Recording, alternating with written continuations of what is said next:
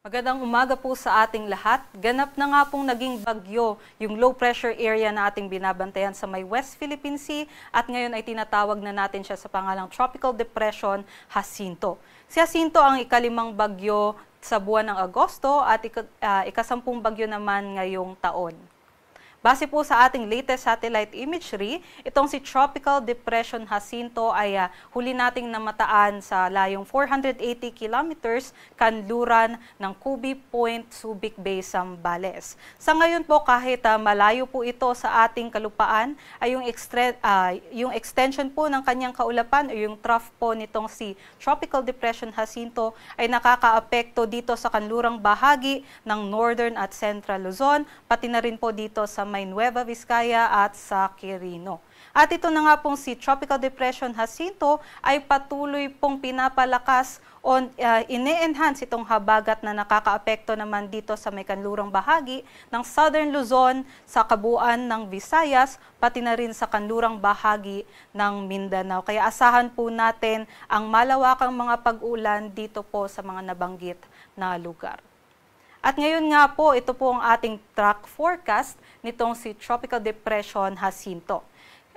Expect po natin mamayang gabi po ay makakalabas na po ito ng ating Philippine Area of Responsibility at habang nandito pa rin siya sa may West Philippine Sea ay patuloy po magko-consolidate yung kanyang kaulapan at posible po mag-strengthen pa siya bilang isang tropical storm category pagdating po bukas before po siya mag-landfall posible po dito sa may northern or central Vietnam area.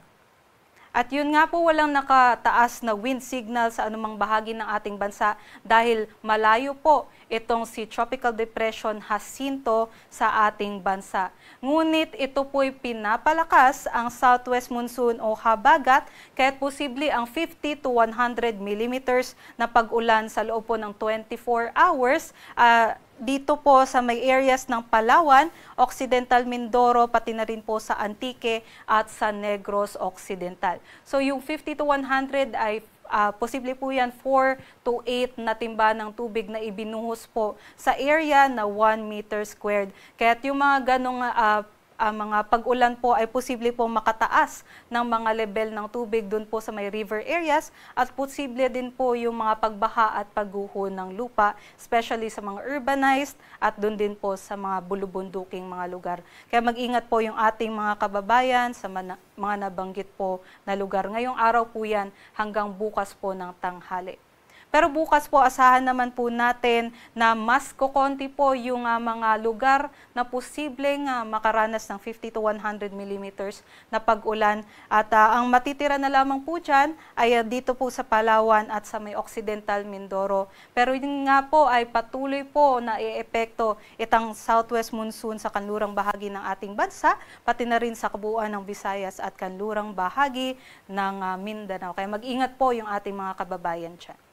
Ito naman po, kahit walang wind signal na nakataas sa anumang baybaying ng ating bansa, ito naman po yung mga maaaring makaranas ng strong to gale force gusts. Dito po ngayong araw hanggang bukas sa may Batanes, Babuyan Islands, Ilocos Region, Cordillera Administrative Region, Zambales, Bataan, Mimaropa, Western Visayas, Negros Island Region, pati na rin sa Central Visayas, Dinagat Islands at sa Camiguin. Dahil po ito sa southwest monsoon o habagat. Pero by Saturday naman, asahan po na mas kokonti yung makakaranas ng strong to gale force gusts at ang matitira na lamang po by Saturday dito na lang po sa may Batanes, Babuyan Islands, Pangasinan, Zambales, Lubang Island, Romblon at dito din po sa may Palawan. Kaya't mag-ingat din po sa banta ng malalakas na bugso ng hangin dahil po dito sa habagat.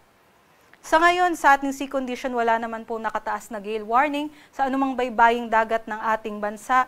Ngunit posible pong umabot sa moderate to rough ang ating sea conditions, lalong-lalo na dito sa may Palawan area, sa may West Philippine Sea, pati na rin po dito sa may Sulusi. So, kailangan po mag-ingat ang ating mga manlalayaga, pati na rin po yung meron po mga maliliit na sasakyang pandagat dahil po ito sa southwest monsoon.